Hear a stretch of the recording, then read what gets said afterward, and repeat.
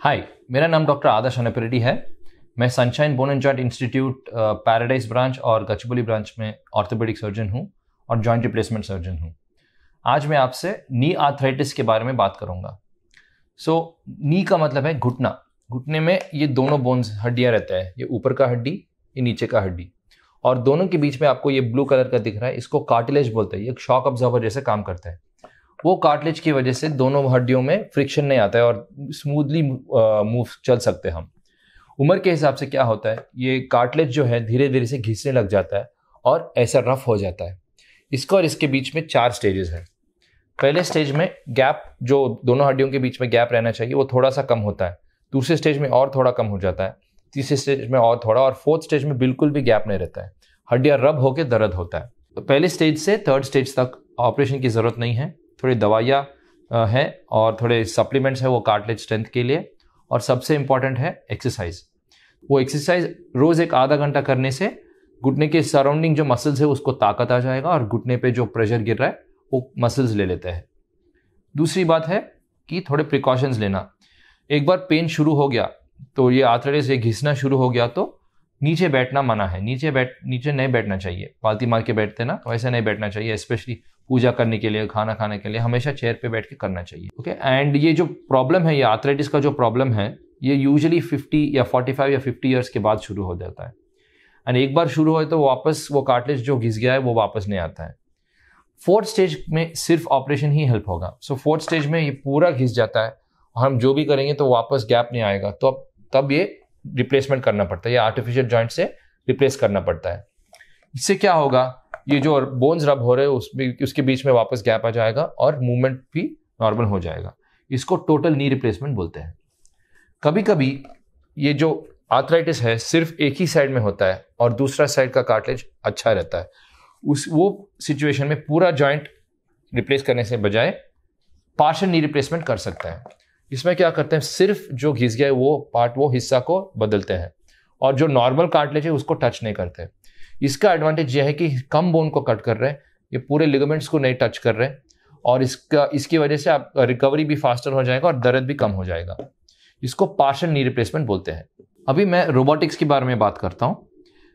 Robot, हमारे पास striker मैको robot है। ये अमेरिकन मेड रोबोट है।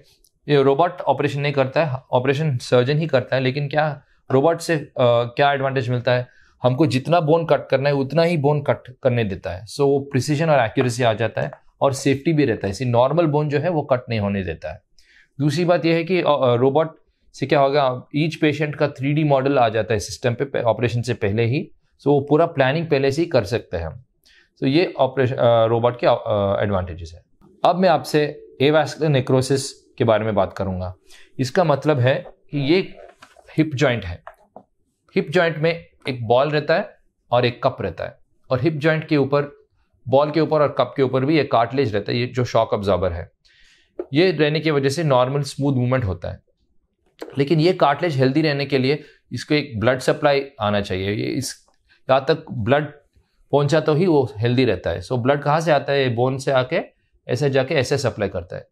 कभी कभी यहाँ पर ब्लड कट ऑफ हो जाता है और यहाँ तक पहुँचता नहीं है। यहाँ तक नहीं पहुँचा तो ये घिसने शुरू हो जाता है, और कंप्लीट घिसने के बाद स्टेज 4 में ऐसे दिखता है। सो शेप आउट हो जाने के बाद ये कप भी घिसने लग जाता है, कप भी घिसने लग जाता है। इसकी वजह से बहुत ज़्यादा पेनफुल मूवमेंट्स रहते हैं हिप जॉइंट में, और इसको एवास्कुलर नेक्रोसिस बोलते हैं। अनफॉर्चुनेटली कोविड के बाद बहुत यंग पेशेंट्स में हो रहा है ये problem. 25 to 35 years of age में ही हो रहा है, एंड दोनों हिप्स में इफेक्ट हो जा रहा है। स्टेज 4 में आने के बाद एक ही सोल्यूशन है, joint replacement surgery, hip replacement बोलते हैं उसको। सो बॉल को भी बदलना है और कप जो घिस गया है उसको भी बदलना पड़ता है। ये बॉल और कप दोनों बदलने से क्या होता है, मूवमेंट्स वापस फ्री हो जाएंगे और फ्रिक्शन के बिना, पेन के बिना चल सकते हैं उसके बाद। इसको टोटल हिप रिप्लेसमेंट बोलते हैं। सो ये ब्लड सप्लाई क्यों कट ऑफ होता है, मल्टीपल रीजंस है इसका। एक स्मोकिंग की वजह से हो सकता है, अल्कोहल लेने की वजह से हो सकता है, स्टेरॉयड मेडिसिन लेने की वजह से हो सकता है। कोविड के बाद बहुत सारे लोगों को हो रहा है, ये 2-3 साल के बाद दिख रहा है ये प्रॉब्लम। एंड वो क्यों होता है, कोविड में स्टेरॉयड की वजह से भी हो सकता है, और इवन थोड़े लोगों को स्टेरॉयड के बिना भी शुरू हो रहा है। सो मे बी कोविड वायरस की वजह से भी हो सकता है। सो जो भी कारण है, वो ब्लड सप्लाई यहाँ पे कट ऑफ हो जाने के बाद यहाँ पूरा घिसने शुरू हो जाता है। उसको एवास्कुलर नेक्रोसिस बोलते हैं। टोटल हिप रिप्लेसमेंट के बाद लाइफस्टाइल पूरा नॉर्मल हो जाएगा, with in 1 to 2 months normally चल सकता है, लेग का लेंथ भी ओरिजिनल लेंथ को आ जाएगा, पेन के बिना चल पाएंगे, पूरा काम कर सकते हैं, वॉकिंग, क्लाइंबिंग स्टेयर्स, डांस भी कर सकते हैं, पूरा आपके जो भी काम है कर सकते हो, इसका कुछ रिस्ट्रिक्शंस नहीं है। नीचे बैठना भी पॉसिबल है, लेकिन हम यूजुअली उसको इनकरेज नहीं करते क्योंकि उसका लाइफ कम हो जाएगा ऐसे करने पे। ये ऑपरेशन के बाद उसका ये हिप का जॉइंट मिनिमम 20-25 ईयर्स तक आना चाहिए। ये हिप रिप्लेसमेंट के बाद इसका लाइफ भी एक 25-30 ईयर्स तक आता है यूजुअली, लेकिन उसके बाद ये भी घिस जाएगा क्योंकि आफ्टर ऑल ये मैनमेड है। तो ये एक छोटे यंग एज में यूजुअली 2-3 सर्जरीज लगेंगे लाइफ में, क्योंकि 20 साल के बाद वो घिसने के बाद वापस निकाल के नया जॉइंट डालना पड़ता है। ఓకే, సో మీరు కొంచెం ఎడిట్ చేసుకోగలుగుతారా?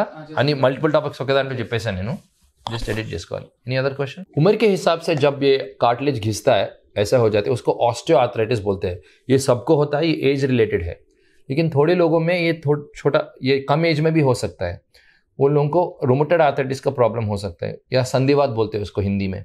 उससे क्या होगा, ये जो इन्फ्लेमेशन है, वो इन्फ्लेमेशन की वजह से ये पूरा कार्टिलेज खा जाता है और ऐसे हो जाता है। जो ऑस्टियोआर्थराइटिस है, एज रिलेटेड वाला आर्थराइटिस है, वो यूजुअली 45-50 ईयर्स के बाद शुरू होता है। लेकिन ये रूमेटॉइड आर्थराइटिस जो है, या संधिवात जो बोलते हैं, वो 20 ईयर्स 30 ईयर्स में भी हो सकता है, और कम एज में ऑपरेशन की ज़रूरत भी लग सकता है। उसके लिए मेडिसिन अलग से रहता है, रूमेटोलॉजिस्ट से जाके मेडिसिन लेना पड़ता है, लेकिन जब ये 4th स्टेज में जाता है, ऑपरेशन भी लग सकता है। एंड ये rheumatoid arthritis auto immune disease बोलते हैं इसको। इसका मतलब है कि बॉडी का जो प्रोटेक्टिव सेल्स है वो बॉडी को ही अटैक करते हैं। यूजुअली जो प्रोटेक्टिव सेल्स रहते हैं बॉडी में, बाहर का कुछ बैक्टीरिया या वायरस आए उसको अटैक करते हैं। लेकिन ये ऑटो इम्यून डिसऑर्डर्स जैसे कि संधिवात है, उसमें क्या होता है, बॉडी का प्रोटेक्टिव सेल्स जो है वो बॉडी को ही अटैक करते हैं। इसके वजह से बॉडी में जो कार्टिलेज है वो खा जाते हैं। इसको ऑटो इम्यून डिसऑर्डर बोलते हैं। सो इसके लिए अलग से मेडिसिन यूज करना पड़ता है जो रूमेटोलॉजिस्ट प्रिस्क्राइब कर सकता है।